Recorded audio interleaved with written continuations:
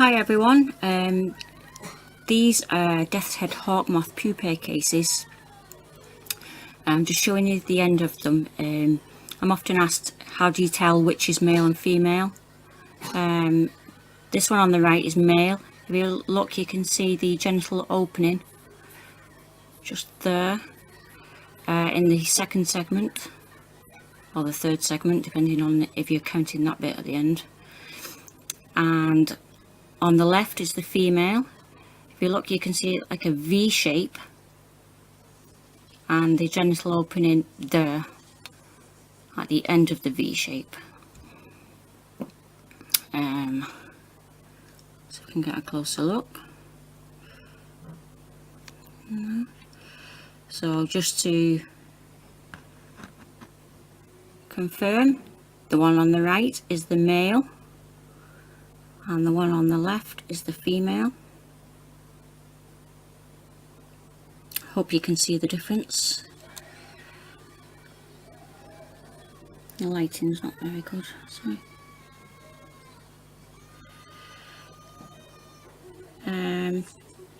You may find that many other moth species are similar or the same. I found this to be true with, I've had Attacus atlas moths before. Don't ask me why I've kept the casings, I don't know. But again,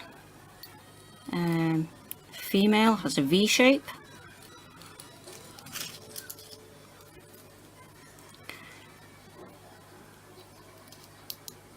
On the male, genital opening in that section again.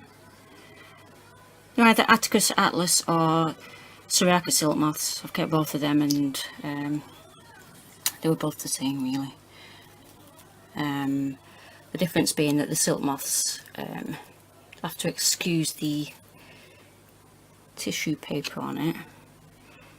The silk moths make an extra casing around the pupae casing.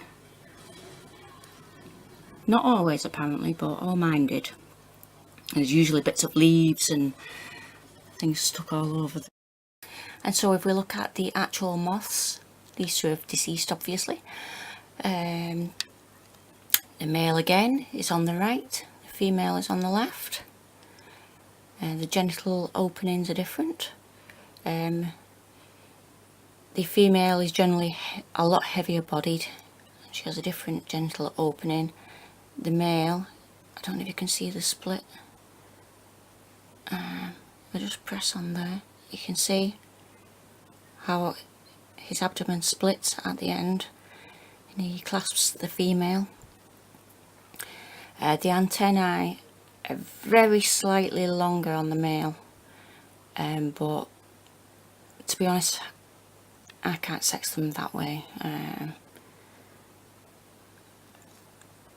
and I don't know why I look at that method even when it's so clearly obvious to me with the abdomens. Just get you an even closer look. This is the male. See? He has a split.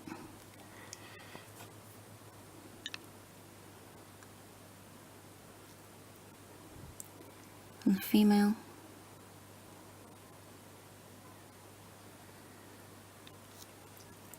They have been deceased for a few days, these, so they're not in good condition. But as you can see, what normally happens is the wings get very tattered and battered.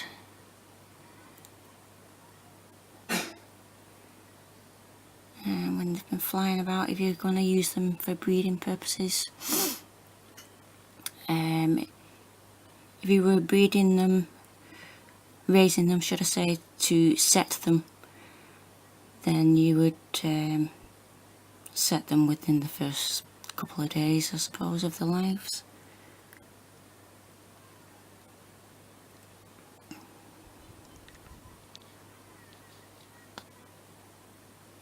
So again, the female,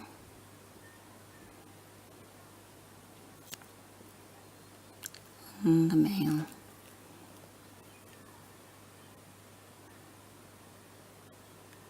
Yeah, he's much more pointy at the end as well.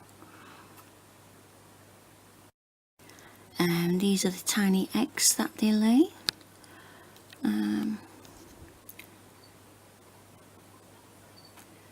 Just show you how tiny they actually are. If I can. Little finger anyway.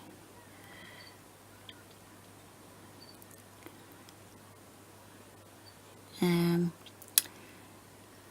don't think these ones are going to hatch now actually. It's been too long for them, but I thought I'll just show you. Should be a nice green or yellowy colour. You can see a couple of empty egg cases there, the little see-through ones shining. A lot of the time the larvae do eat the eggshell, but not always. Sometimes they get left behind. And in comparison to healthy looking eggs, if they turn brown or collapse like these ones, you should remove them so they don't affect the rest of the eggs, which is quite a task really when you've got hundreds and hundreds.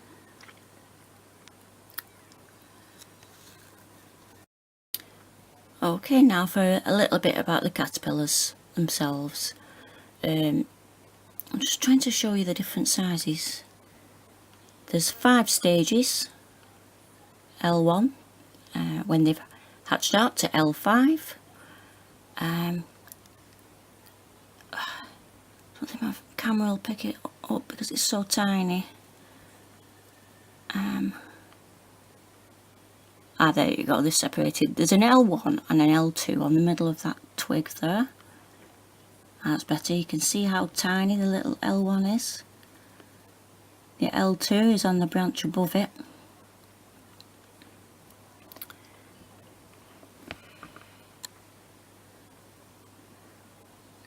There's an L3 here.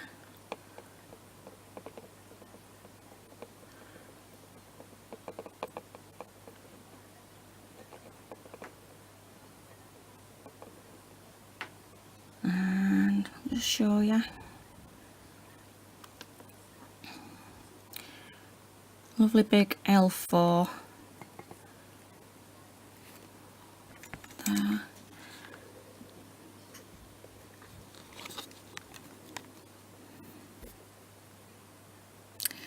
I haven't got any L5 yet to show you, but everything, they go from the tips of my fingers to the centre of my palm. They do get very big.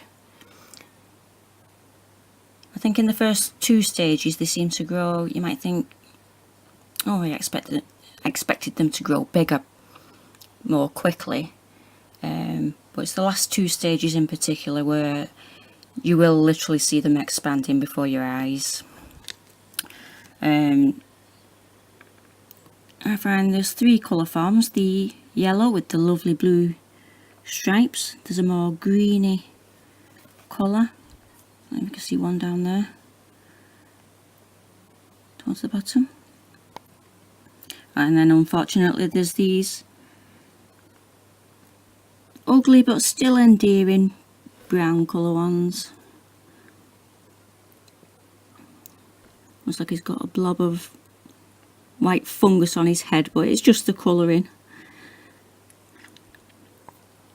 I normally do separate my bigger ones from the smaller ones, because cannibalism does sometimes happen. I don't have many losses to that, and I think it's more accidental than on purpose, because I always keep mine well fed. I always make sure there's leaves in before I go to bed, because when I first started out, I'd get up in the morning and it would be like, how on earth have they eaten all that I gave them? I know they look a little crowded in this tub at the minute. It's because the foliage was right up to the top of this tub here, and it's all just condensed down as they've just been munching the way through it. The important things to remember is to clean them out every day. Just keep them clean.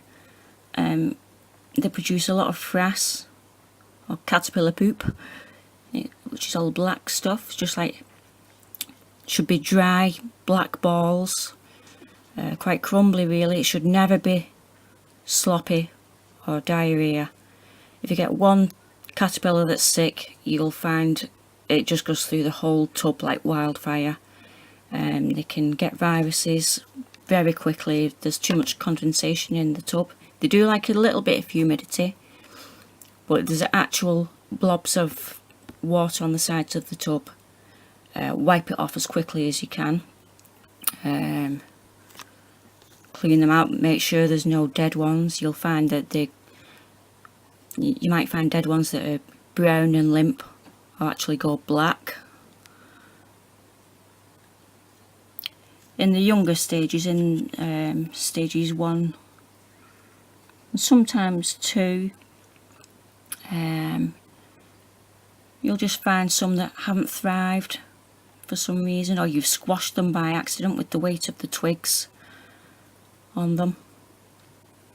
I tend to start them in a small tub and work them up to a bigger tub, putting fewer and fewer caterpillars in the tub because you shouldn't have them overcrowded. That encourages bacterial infections. Same as not cleaning them out. You should clean them out every day. I did have a disaster one year. I don't know if I was ill or just too busy, or I can't remember, but I let the tub get too much condensation. Found some dead caterpillars in. Separated all the healthy, what looked like healthy ones, into different tubs, but in the end, from hundreds of larvae, I ended up with just 5. Like I said, bacterial infections just go through them like wildfire. I don't handle them because they can pick up things from something on your hands, and they've got very delicate skin. When you do clean them out, don't ever pull them off the twig or whatever they're on. Just rip the kitchen roll or the leaf off, or snap the twig, transfer them that way. Don't pull them, because you can literally pull the legs off. They've got a very good strong grip. And sometimes if the larvae seems to go quiet and it's not moving, it may be on the side of the tub. It may have made a silken pad and attached to its back feet. It may be going to moult, so don't disturb it if you think it's going to moult, because you can kill them. Sometimes they can get stuck in their old skins if they're kept too dry.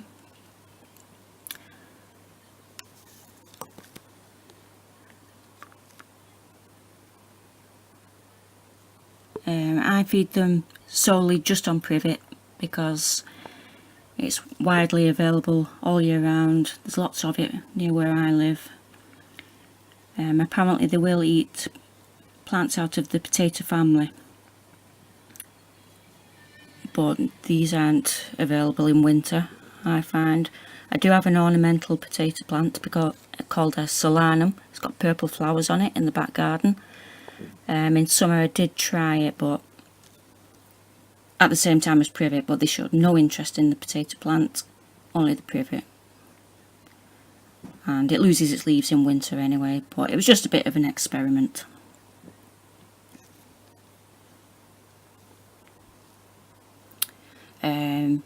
You may find with hatchlings, they don't always thrive when they've hatched. Some just seem to shrivel and die as soon as they've come out of the egg. I would say this is just natural selection. There's no reason I can think for it, because I do check morning and night to see if any new ones have hatched. You know, so it's not through lack of food or humidity or anything like that. And even then, you still get some that just won't thrive. And you can get ones that hatch at the same time, seem to grow far faster than the others. Again, there's just some stronger than the others, I think.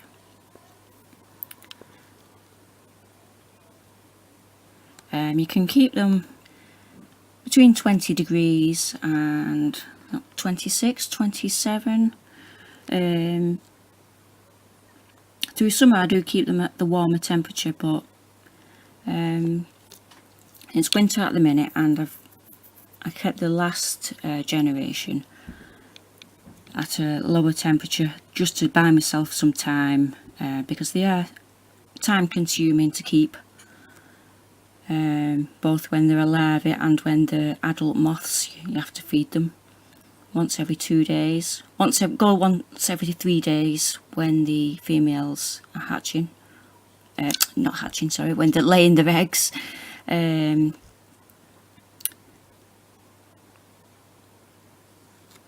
Yeah, so I've just kept them at a slightly lower temperature, but on average, from egg to going to ground, or the pupils going into the pupal stage, 4 or 5 weeks, and then a further up to 6 weeks for them to change into a moth. Like I say, it depends what temperature you've got them at.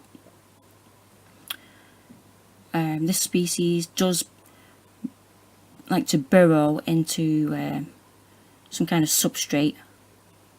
I use coconut fibre a lot of the time, but I have also just used kitchen roll. Just put great big wads of kitchen roll in the container, and you'll find they'll mangle it all up into a ball, and they will make a kind of cavity within it.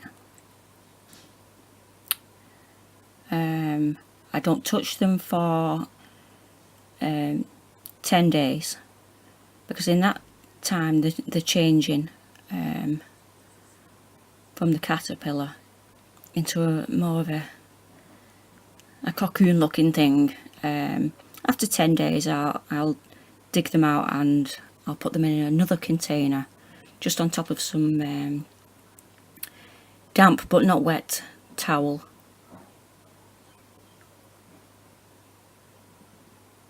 And I'll just put them in like a net cage, like the flight cage, but just put them in a net cage and just leave them in there and spray them once every now and again, not directly onto the cocoons, just keeping the towel underneath them a bit damp.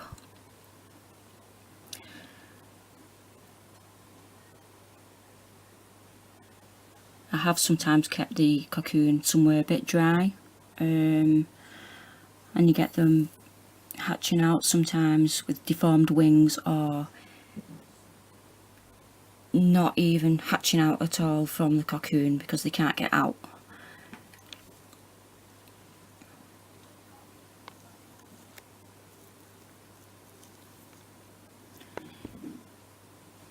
And if you're wondering what they actually feel like, they just feel a bit spongy. Now my husband will be able to tell you all about that, because one escaped one morning and he didn't bother putting the living room light on in the morning when he got up for work, and he stood on one.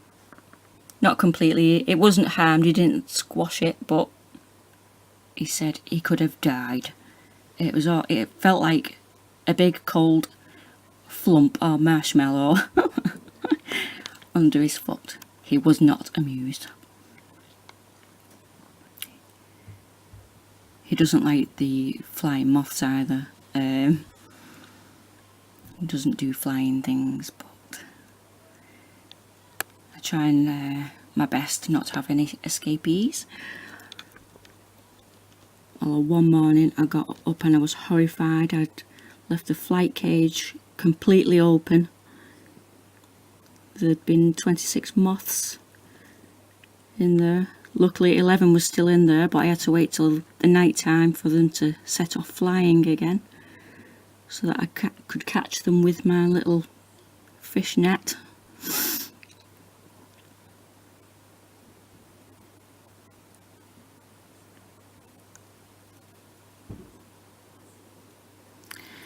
So I think I've covered most things. Like I said, the most important thing is just keep them clean, keep condensation away, just wipe it off morning and night if necessary.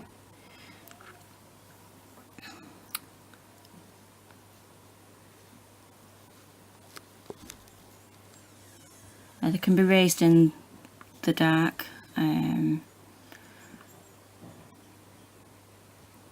Doesn't seem to make any difference to them. I don't have a lamp on them or anything. I know there's one now, but that's just so you've got a good view.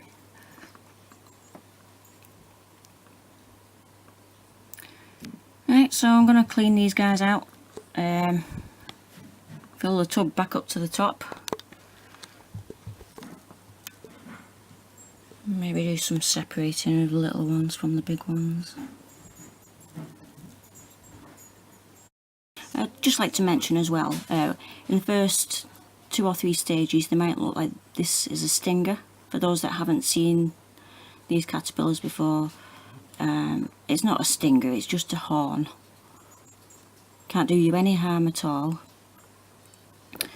And in the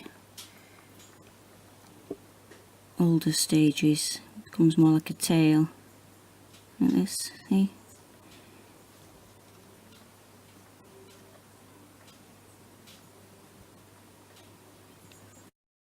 Anyway, thanks for watching. I hope I've encouraged rather than discouraged people to keep these. They are fascinating. They are really easy to keep.